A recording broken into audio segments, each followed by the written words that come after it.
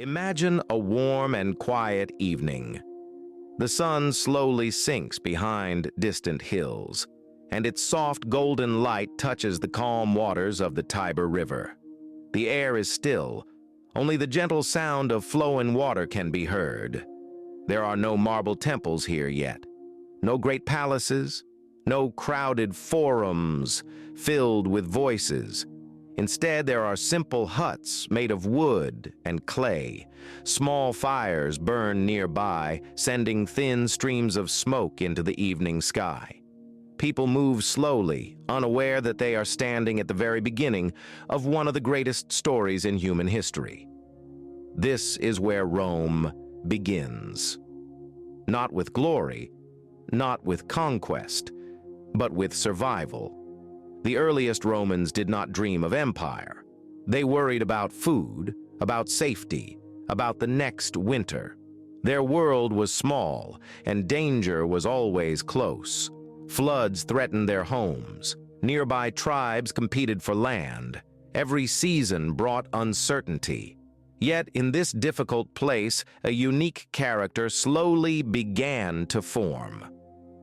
According to ancient legend, Rome was founded by two brothers, Romulus and Remus. Their story is filled with danger from the very beginning. Abandoned as infants, they were cast into the river. The current carried them away, and fate seemed ready to erase them. But the river spared them. They survived. They were found and cared for by a she-wolf, a symbol that would later represent Rome itself. This legend is not important because it is true or false. It matters because it reflects how Romans saw themselves. They believed they were a people who survived against all odds, a people shaped by hardship, a people who refused to disappear. Romulus eventually became the first king of Rome. The city he ruled was small and fragile. Its walls were weak. Its population was limited. Enemies watched closely, but Rome already possessed something powerful, a deep desire to endure. Life in early Rome was simple. Most people were farmers. They worked the land with their hands. They planted grain. They raised animals. They depended entirely on nature's mercy. But every Roman farmer was also a soldier. There was no clear line between civilian and warrior. When danger came, men took up weapons to defend their families and their land. This constant readiness shaped Roman society. Discipline was not a choice. It was a necessity. From an early age, Romans learned obedience. They learned respect for order. They learned that survival depended on unity. Rules mattered. Tradition mattered. The community mattered more than the individual. Over time, these values became deeply rooted. As Rome grew, its people began to fear absolute power. Kings ruled with authority, but authority could easily turn into tyranny. Eventually, the Romans made a bold decision. They removed their kings. In their place, they created something new, something rare for the ancient world: the Roman Republic. Power was no longer held by one man. It was divided among elected officials. Laws were written and followed. No citizen stood above them. This system was imperfect, but it created balance, and balance brought stability. For the first time, Romans felt that the state belonged to them. But peace did not last. Rome was surrounded by rivals. Conflict was unavoidable. War returned again and again. Each battle tested Rome. Each defeat forced adaptation. The Romans learned quickly. They observed their enemies. They copied better weapons. They improved military organization. They refined discipline. Step by step, Rome became stronger. The Roman army was not feared for cruelty, but for consistency. Soldiers trained constantly. Formations were precise. Orders were followed without hesitation. The army moved slowly, but it was unstoppable. Through patience and persistence, Rome took control of Italy. And as Rome stood at the edge of the peninsula, it faced a choice: to remain a local power, or to move beyond.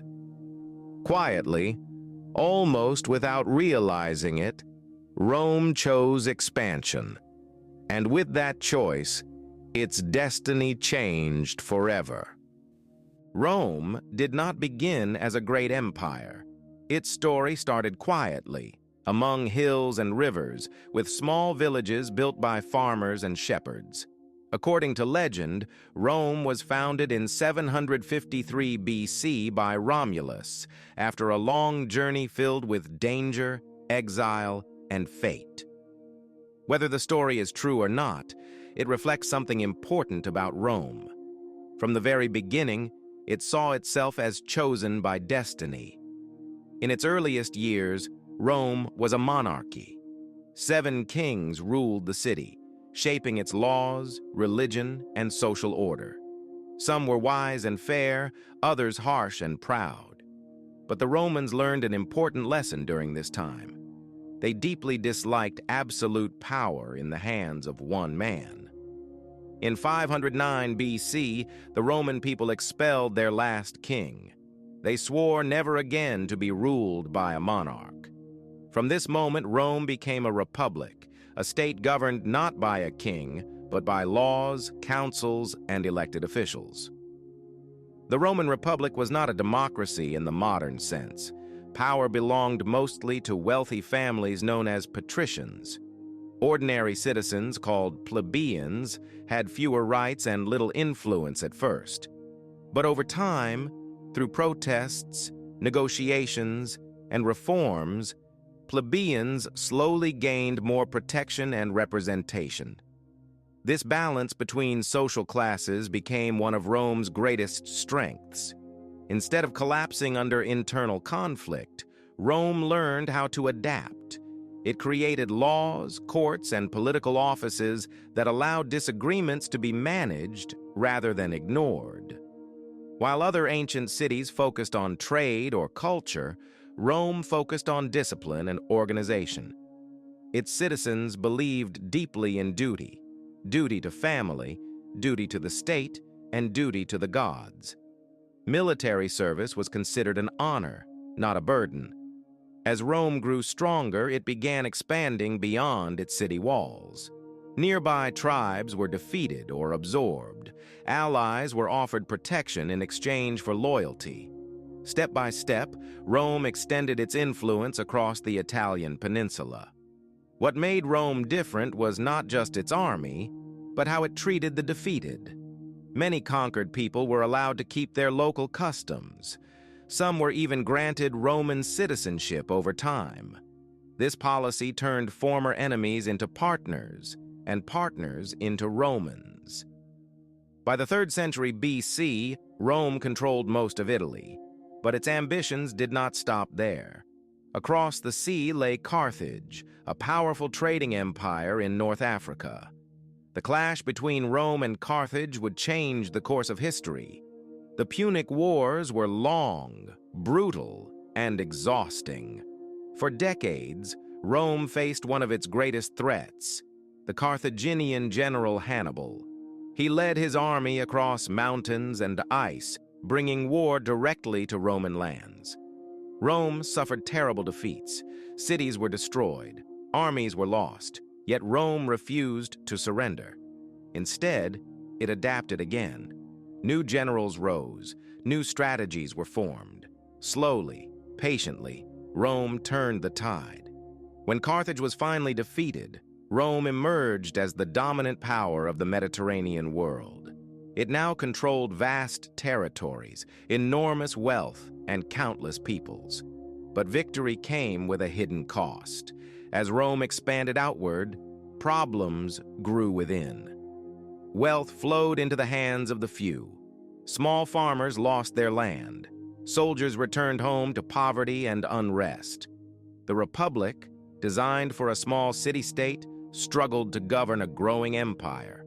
Political rivalry became more aggressive. Ambition replaced cooperation. The system that once protected Rome now began to strain under its own success. Rome stood at a turning point. Its power was unmatched, yet its future uncertain. The next chapter of its story would be shaped not only by wars abroad, but by conflict within. Rome was never meant to be a quiet city. From its earliest days, it was a place of movement, noise, and constant human presence. A city that gathered people from distant lands and slowly shaped them into one shared rhythm of life. At the center of the empire stood the city of Rome itself. Not just a capital, but a symbol, a place where power, order, and everyday struggle existed side by side. From early morning, the streets began to awaken. Footsteps echoed against stone roads, worn smooth by centuries of travel. Merchants opened their stalls, arranging food, tools, and cloth brought from across the empire. Voices rose, overlapping and blending into a steady hum that never truly faded. Rome was crowded beyond imagination. More than 1 million people lived within its boundaries. Most of them occupied tall apartment buildings known as insulae. These structures rose several floors high, packed closely together, often poorly built and dangerously unstable. Families lived in small rooms. Light was limited. Water had to be carried by hand. Fire was a constant threat. Only the wealthy lived differently. They owned large houses with inner courtyards, fountains, and shaded gardens. Their homes were quiet, protected from the noise of the streets. Yet even they depended on the same city to function. For most Romans, life unfolded in public spaces. The streets were living rooms. The markets were meeting places. The baths were where society truly gathered. Roman bathhouses were far more than places to clean the body. They were places to rest, to talk, and to feel human connection. Warm water soothed tired muscles. Conversations drifted slowly without urgency. News traveled from mouth to mouth long before it reached official records. Water itself was a miracle of Roman engineering. Aqueducts stretched across valleys and hills, carrying fresh water from distant sources. Fountains flowed day and night, reminding the people that Rome could provide, control, and endure. Food arrived continuously. Ships unloaded grain from Egypt. Carts carried olive oil from Spain and wine from Gaul. Feeding Rome was a task as important as defending it. Entertainment was not optional. It was necessary. The people needed distraction from hardship and uncertainty. Theaters offered stories and laughter. Circuses offered speed and excitement. The Colosseum offered something darker, a place where life and death became spectacle.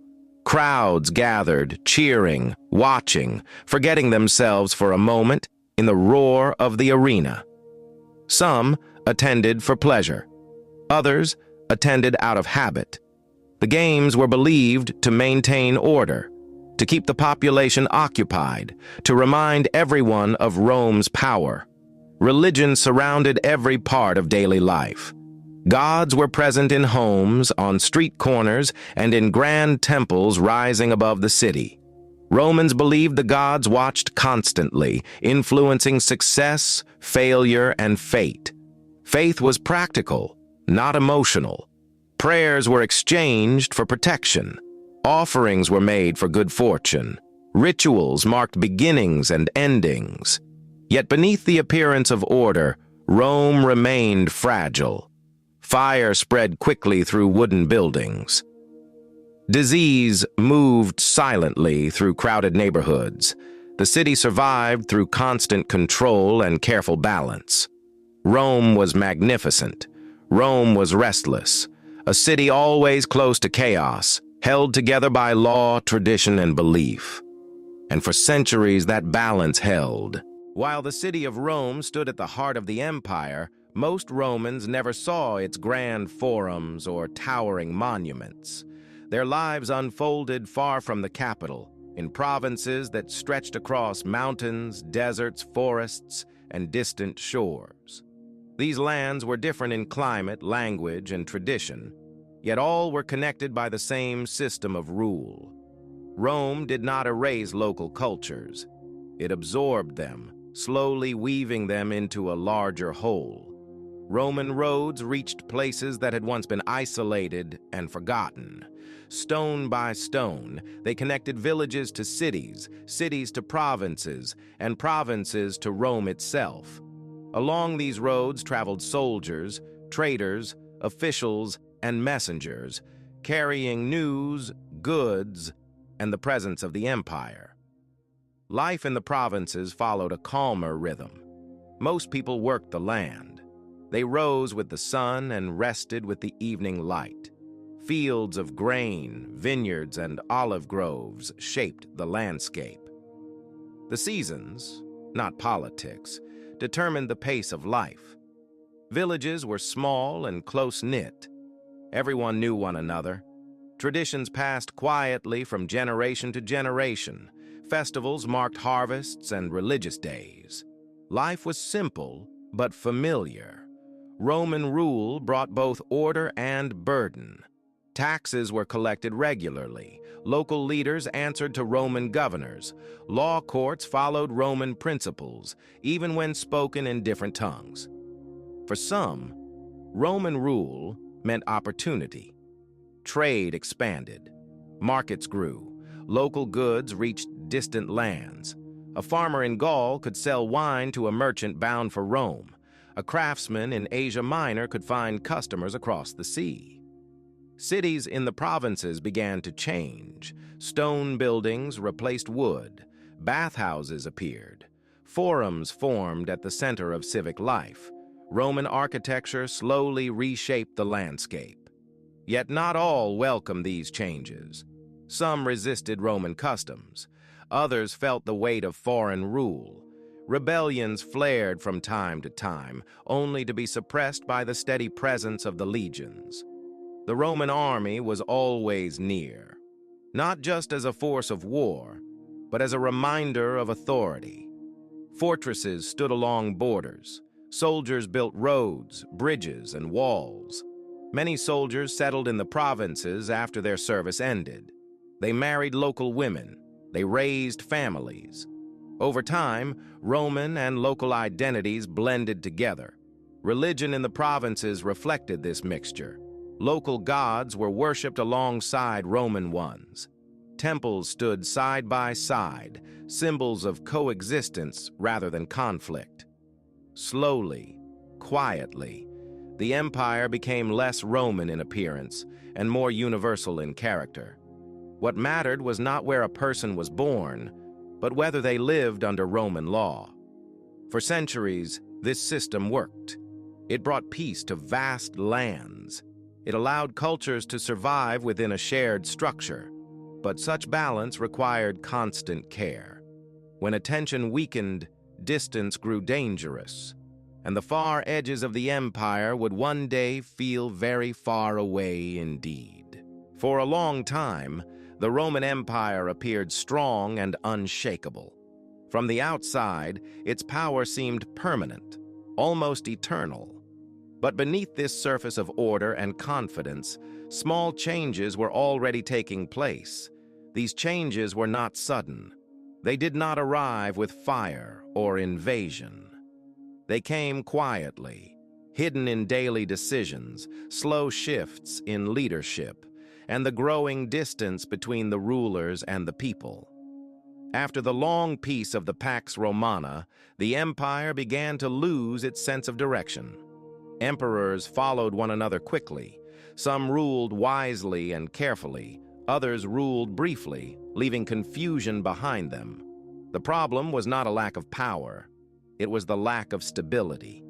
The army, once loyal to the state, began to change its focus. Soldiers no longer fought only for Rome. They fought for generals who promised reward, land, and personal security. With every change of emperor, the loyalty of the legions shifted. Power became something to be taken, not something to be earned. Politics grew dangerous. The palace became a place of fear. Plots formed in shadows. Assassinations became common. Few emperors died peacefully in their beds. Economic pressure followed political chaos. To pay the army and the administration, taxes increased steadily. Farmers struggled. Merchants suffered. Small communities felt the weight of distant decisions. Money itself began to lose meaning. Coins were made with less precious metal. Inflation weakened trust. Prices rose while wages stayed the same. People hoarded goods instead of spending them. Trade slowed. Cities shrank. Once busy streets became quieter. At the borders, trouble was growing. Rome's enemies were changing. They learned Roman tactics. They watched Roman weaknesses. They waited. Defending such a vast empire required constant effort. But effort was becoming difficult to maintain. Resources were stretched thin. Attention was divided. Control weakened. Yet to many within the empire, life continued as usual. Markets still opened. Festivals were still celebrated. The idea that Rome could fail seemed impossible. Empires do not collapse in a single moment. They drift. They tire. They slowly forget what once made them strong. And Rome, quietly and almost unnoticed, had begun that journey. As time passed, the Roman Empire did not collapse suddenly or dramatically, but instead began to change in ways that were difficult to notice at first, like a slow shift in the wind that only becomes clear when the air has already grown colder.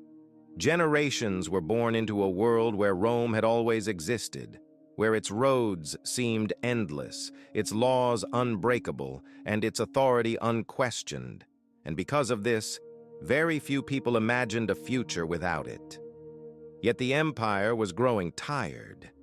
Each year required more effort than the last, more soldiers to defend the borders, more taxes to support the army, more control to keep distant provinces loyal, and more force to maintain the image of strength that Rome depended upon. The emperors felt this pressure most deeply. They ruled an empire too vast for any single mind to fully grasp, where decisions made in distant palaces could take months to reach the edges of the world they governed, and even longer to be obeyed. Slowly, the connection between the center and the provinces weakened. Messages arrived too late, orders were misunderstood. Local leaders acted in their own interests, not because they were disloyal, but because Rome was simply too far away to guide them. The army, once the firm backbone of the empire, changed its nature over time. Many soldiers were no longer citizens of Rome. They were recruits from borderlands, men who fought for pay rather than loyalty, and who felt little connection to the idea of Rome as a shared civilization. Discipline softened. Training became inconsistent. The legions still marched, but not with the same confidence that once shook the ground beneath their feet. Economic life slowed almost imperceptibly. Markets grew quieter. Trade routes became less secure. Coins lost their value, and trust slowly faded along with it. People adapted, as people always do. They relied more on local communities, on family ties, on personal agreements rather than distant laws, and in doing so, they unknowingly prepared for a world without imperial protection. At the borders, pressure increased. Entire peoples were on the move, pushed by hunger, climate, and conflict beyond Rome's sight. Some arrived as enemies, others arrived seeking safety. Rome struggled to decide the difference. Walls were built. Treaties were signed. Temporary solutions replaced long-term stability. Faith also changed during this time. The old gods felt distant. Rituals lost their certainty. New beliefs offered comfort in an uncertain world, speaking not of empire, but of endurance. patience, and life beyond earthly power. By the time Rome realized how fragile it had become, the strength to restore itself was already gone. The empire did not fall in a single day. It faded into memory, into habit, into history. And yet, even in its decline, Rome shaped everything that followed. When the power of Rome finally faded in the West, the world did not suddenly fall into silence, nor did civilization disappear overnight, as many later stories would suggest. Instead, life continued, slowly, unevenly, carrying fragments of Rome forward into a new age. People still woke with the sunrise.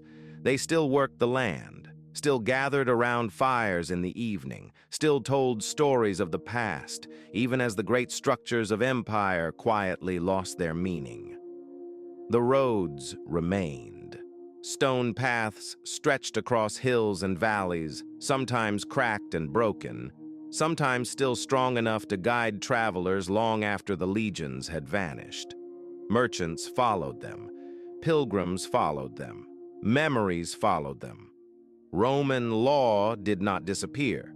It lingered in local customs, in agreements made with a handshake, in ideas about justice, responsibility, and order. Even when Rome no longer ruled, people still thought in Roman ways, without realizing it. Cities changed rather than vanished. Some shrank into quiet towns. Others transformed into centers of new power. Old forums became marketplaces. Temples became churches. Walls that once defended emperors now protected ordinary people. The idea of Rome survived more strongly than the empire itself. Kings and rulers who came after did not reject it. They admired it. They borrowed its symbols, its titles, its authority. To rule like Rome was to claim legitimacy. In the East, Rome never truly fell. It transformed. The Eastern Roman Empire continued for centuries, guarding ancient knowledge, preserving laws, and maintaining a connection to the classical world, while the West adapted to something new. Languages evolved. Latin slowly changed into new tongues, spoken by farmers, traders, and families who had never seen Rome, yet carried its voice in every word they spoke. Religion reshaped the world Rome left behind. Christianity, once a quiet belief among the poor, became a guiding force for entire kingdoms.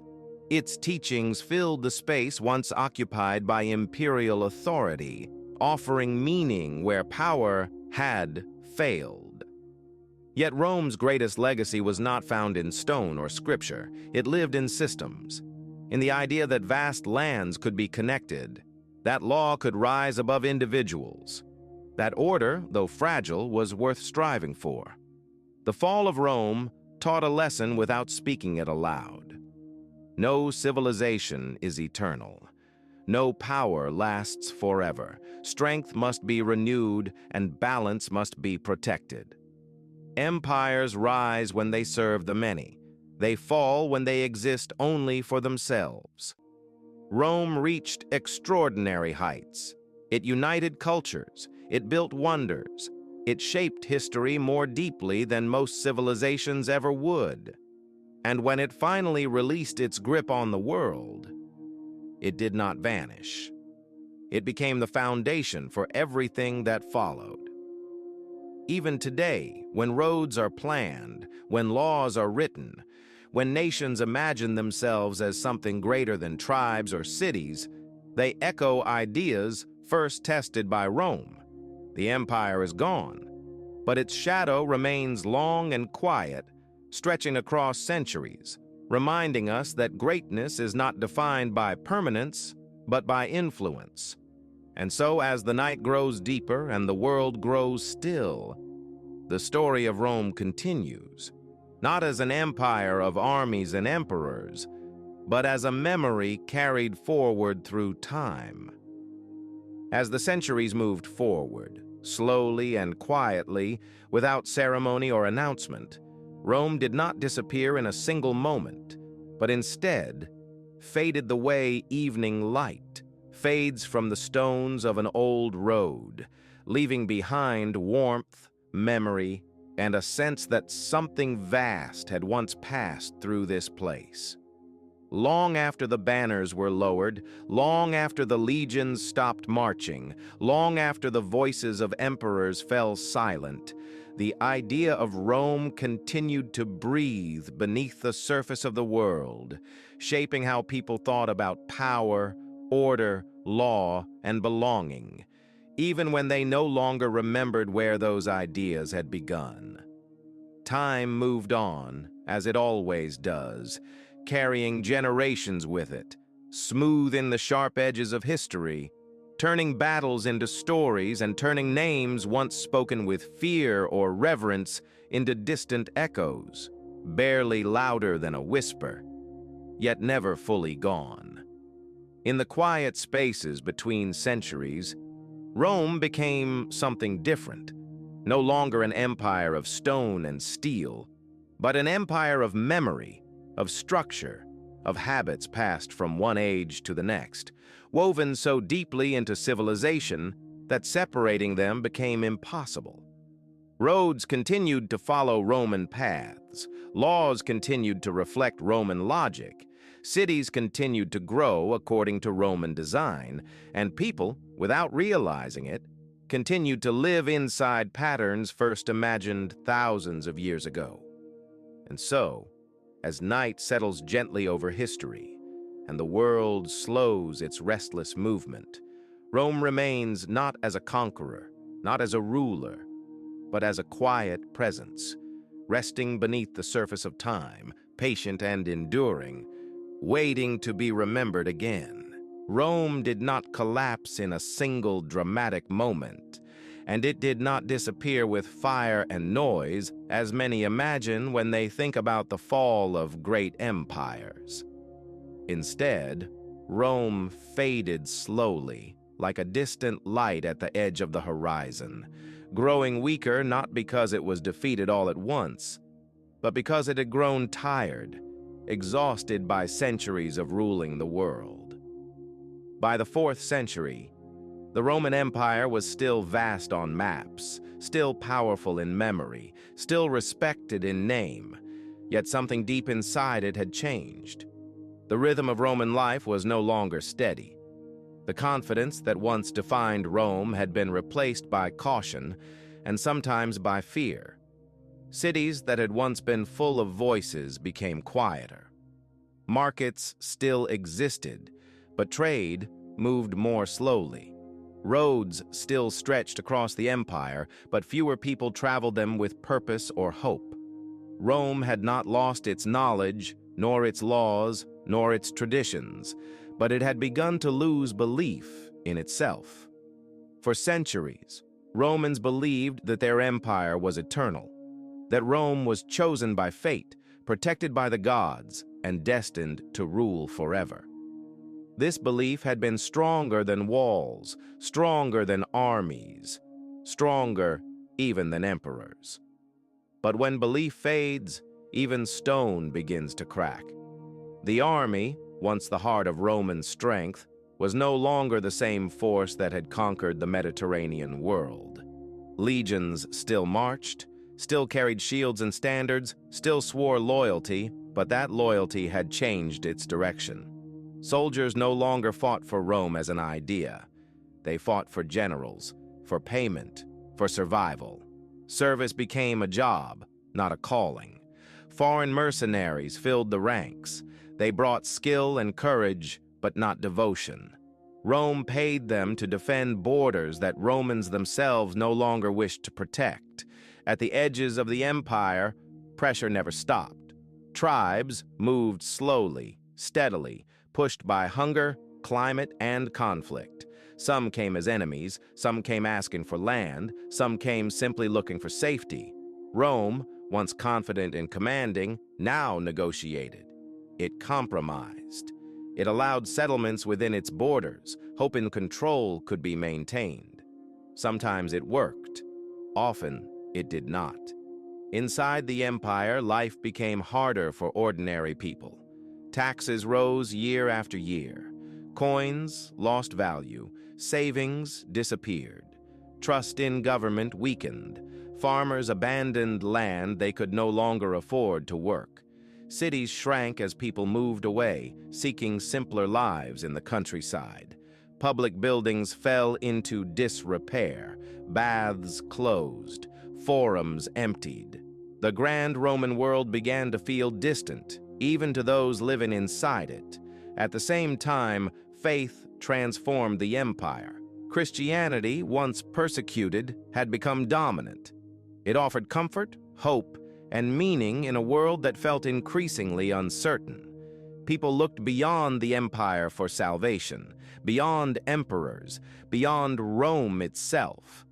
This shift was not sudden, and it was not violent, but it marked a quiet turning point. Rome was no longer the center of belief. It was simply a place. In the West, the situation grew worse. Emperors ruled briefly.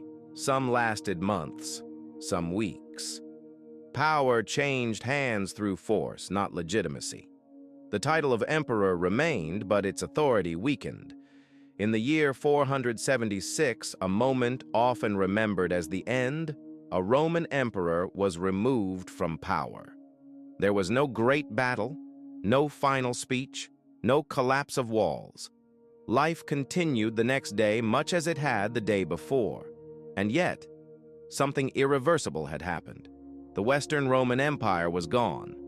But Rome itself did not vanish. In the East, the empire survived. Stronger, more organized, more adaptable. Centered in Constantinople, the Eastern Empire preserved Roman law, administration, and culture for centuries more. It spoke Greek, but thought in Roman terms. It was Rome in another form, carrying the legacy forward. And beyond emperors and borders, Rome lived on in quieter ways, in laws that shaped nations, in roads that guided travelers, in cities built with order and purpose, in ideas of citizenship, duty, and governance. Even today, when nations imagine themselves as something greater than tribes or regions, they echo Rome.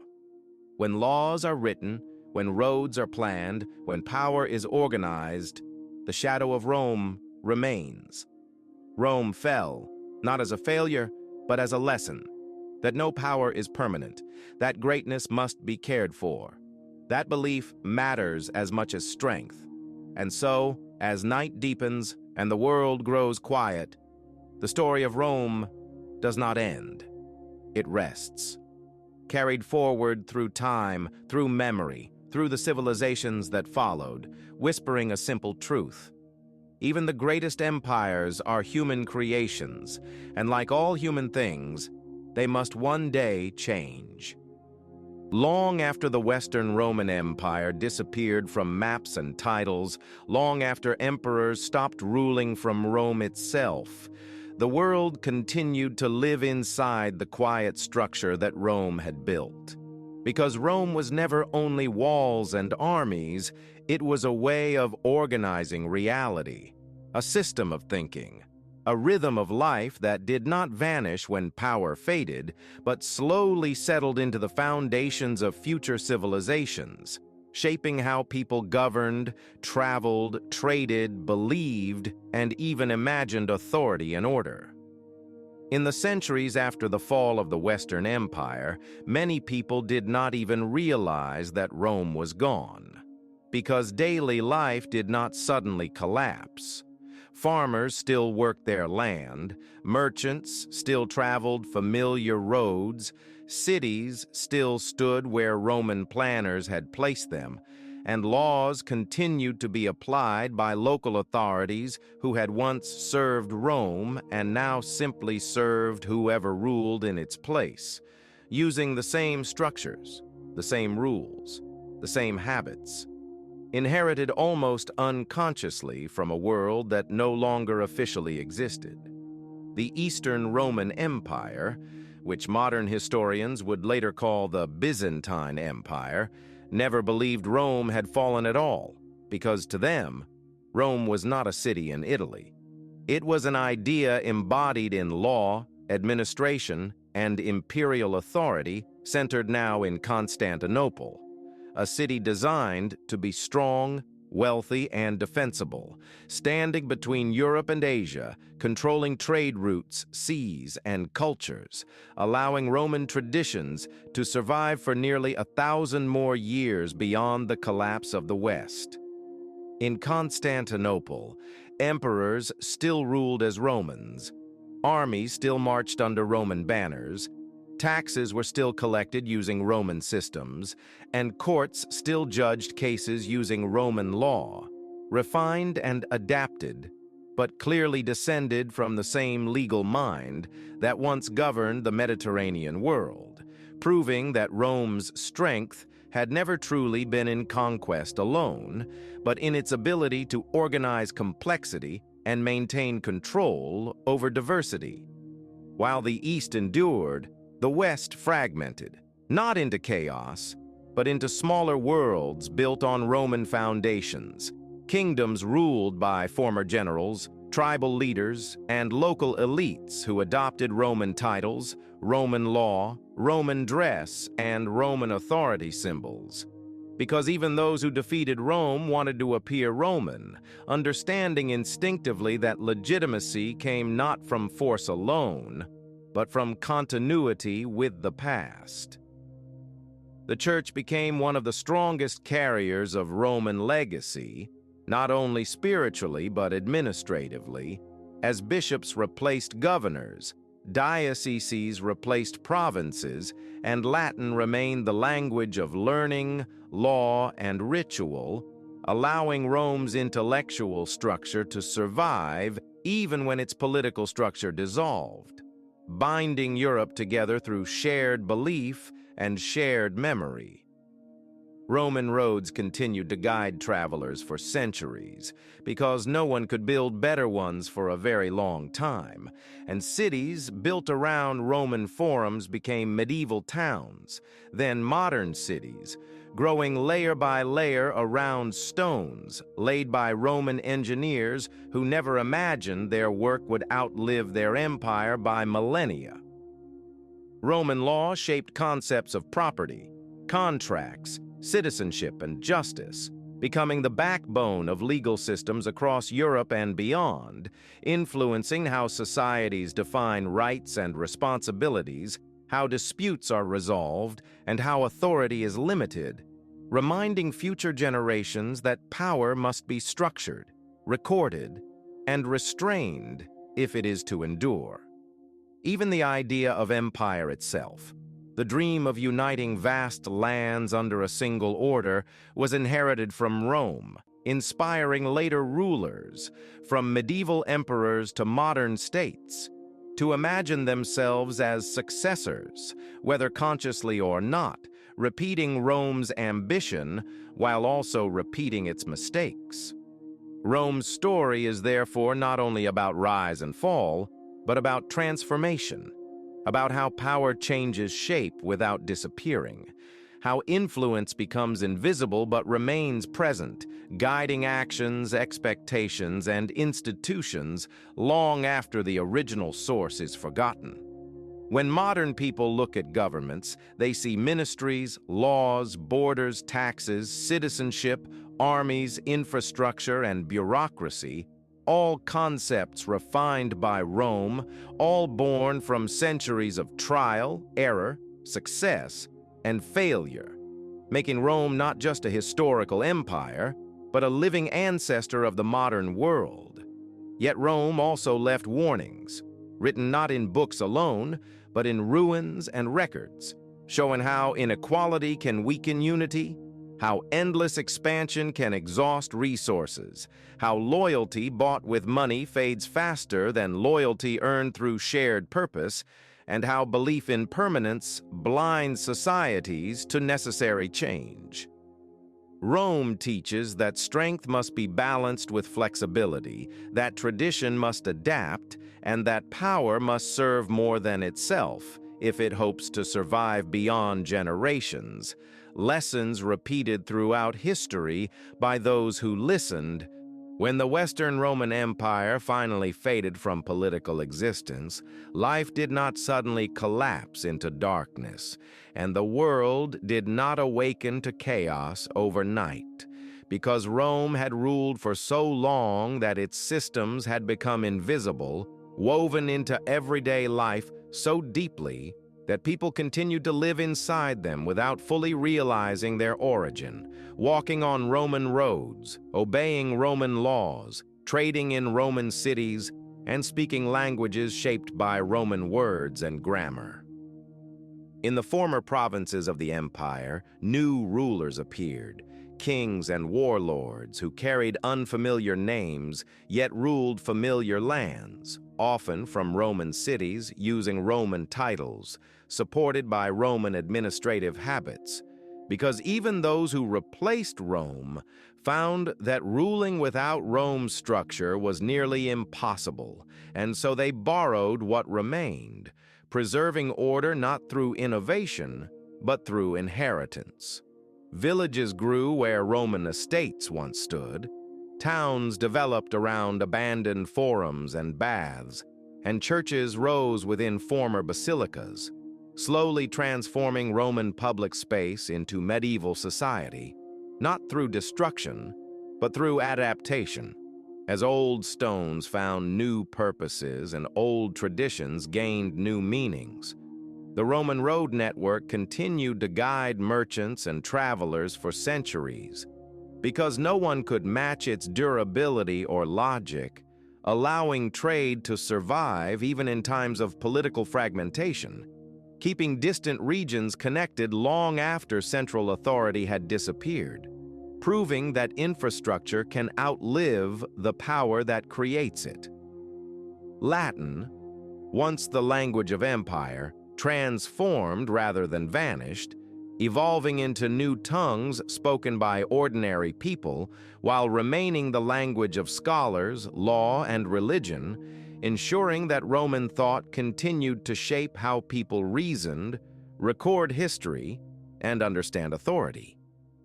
The Church became a quiet successor to Roman administration, not by intention, but by necessity, organizing territories into dioceses, maintaining records, resolving disputes, and preserving knowledge, acting as a bridge between the ancient world and the medieval one, carrying Roman order forward under a new spiritual identity.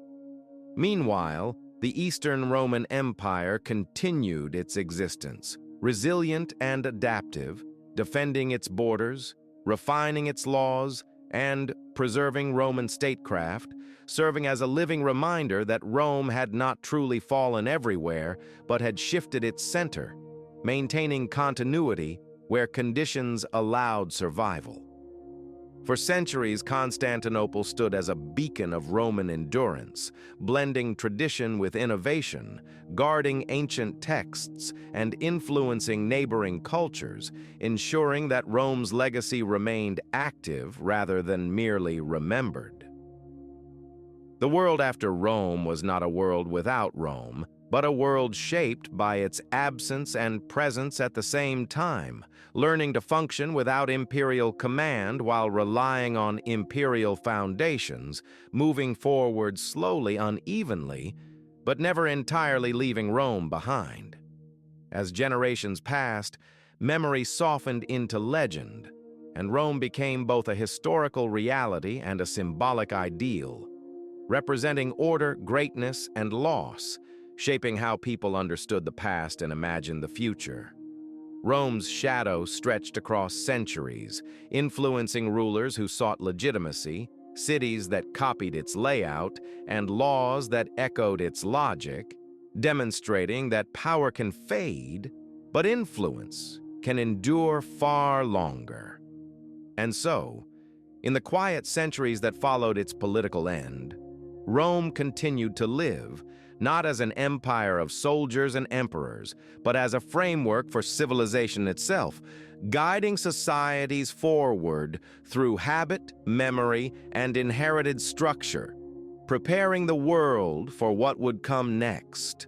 Power, as Rome understood it, was never only about strength or conquest, but about structure, continuity, and acceptance, because true authority, in the Roman mind, depended not on fear alone, but on the belief that order was natural, necessary, and enduring, a belief carefully built through laws, rituals, symbols, and daily habits repeated across generations. Roman leaders learned early that controlling territory required more than armies. It required administration, communication, and legitimacy, which is why Rome invested so heavily in roads, records, censuses, and legal systems, creating a form of power that could be felt even in the absence of soldiers, quietly guiding behavior through expectation rather than force. Citizenship became one of Rome's most effective tools, expanding gradually to include conquered peoples, transforming former enemies into participants in the system, binding diverse populations together, not by erasing differences, but by offering shared rights, shared responsibilities, and a sense of belonging to something larger than any single city or tribe. The Roman state understood that law must appear stable and predictable to maintain trust, and so legal procedures were written, repeated, and standardized, allowing individuals to navigate authority without constant fear, creating a society where power functioned through rules rather than constant violence, a revolutionary idea that echoed long after Rome itself was gone. Even emperors, at least in theory, ruled within established frameworks, presenting themselves not as arbitrary masters, but as guardians of order, tradition, and stability, a performance of restraint that helped maintain balance in a system that might otherwise have collapsed under its own weight. Over time, this Roman understanding of power influenced future states, shaping how governments justified authority, organized institutions, and communicated legitimacy to their populations, ensuring that Rome's political philosophy survived in altered forms across centuries. The idea that power should be visible but controlled, strong but structured, personal but limited by law, became one of Rome's most enduring contributions, influencing not only empires and kingdoms, but modern nations seeking stability and complexity. Yet Rome also demonstrated the danger of power concentrated for too long, as systems designed to maintain order gradually hardened, losing flexibility, becoming disconnected from the people they governed, reminding future generations that authority must evolve or risk collapse. As listeners rest and thoughts slow, Rome's lesson on power becomes less about dominance and more about balance, showing that strength alone is fragile, but structure, belief, and shared purpose can sustain societies far longer than force ever could. As time moves forward and centuries pass quietly into memory, the story of Rome begins to feel less like a record of events and more like a reflection on human civilization itself. Because Rome was not unique in its desire for greatness, but it was unique in how clearly it revealed both the potential and the limits of organized power, showing the world what humanity can build when discipline, belief, and structure align, and what inevitably begins to weaken when balance is lost. Rome rose not because its people were stronger than all others, but because they learned how to cooperate, how to accept rules, how to sacrifice individual comfort for collective stability, and how to believe that order was worth preserving, even when it demanded patience, effort, and restraint, a lesson repeated quietly through generations of farmers, soldiers, builders, and administrators who rarely imagined themselves as part of history.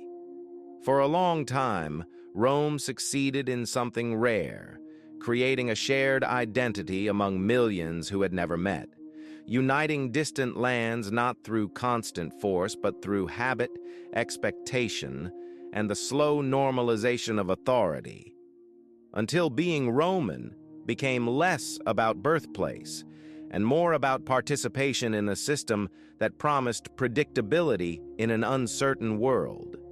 Yet the very qualities that made Rome strong also carried hidden risks, because systems that last too long can begin to believe in their own permanence, mistaking stability for eternity. And when change finally arrives, it feels not like evolution, but like collapse, sudden and irreversible. Rome reminds us that civilizations do not usually fall because they are attacked, but because they grow tired, because their systems become heavy, their inequalities deepen, their leaders lose shared purpose, and their people stop believing that the structure around them still serves a meaningful future. As the empire expanded, it became harder to hear the quiet signals of imbalance, harder to adjust, harder to reform, until problems that once could have been corrected slowly transformed into pressures too great to contain, leading not to a dramatic end, but to a long fading, almost unnoticed by those living through it. Rome did not fall in a single night, and no single generation witnessed its end, because decline often feels like normal life, continuing under slightly worse conditions each year, until one day the world looks back and realizes that something essential has already passed. In this way, Rome becomes deeply human, not a distant empire of stone and marble, but a mirror reflecting how societies rise, adapt, resist change, and eventually surrender to time, leaving behind not failure, but experience. Then, after its political power faded, Rome continued to speak quietly to the future, not through commands or conquest, but through ideas that settled into the foundations of new societies, shaping how people understood law, authority, citizenship, and responsibility, ensuring that Rome's influence endured not as memory alone, but as function. Modern cities still follow Roman logic, with roads, public spaces, and centers of administration placed where Roman planners once imagined them, while modern governments still rely on legal frameworks rooted in Roman thought, proving that some structures, once discovered, are too effective to be forgotten. Rome teaches that civilization is not a destination but a process, requiring constant care, balance, and renewal, reminding us that greatness is never permanent but always borrowed from the future, dependent on how wisely power is used in the present. As night deepens and the mind grows quieter, Rome's story becomes less about emperors and armies and more about time itself, about how everything built by human hands exists within a larger rhythm, rising slowly, standing briefly, and eventually giving way to what follows. There is no tragedy in this cycle, only continuity, because Rome did not disappear. It transformed, passing its knowledge forward, allowing others to build upon its experience, learning from both its successes and its mistakes. Rome whispers across centuries that order is fragile, that belief is powerful, and that systems survive not through fear, but through fairness, adaptability, and shared meaning. Lessons as relevant today as they were 2,000 years ago. And so, as this story comes to rest, Rome remains not as an empire of stone, but as a quiet presence within the world itself, guiding, warning, and reminding humanity that every civilization carries both the promise of greatness and the responsibility of care. The Roman Empire ended, but its echo continues, moving softly through time, shaping lives, cities, and ideas, long after its banners fell, resting now not in conquest, but in memory, reflection, and the enduring structure of the world it helped create.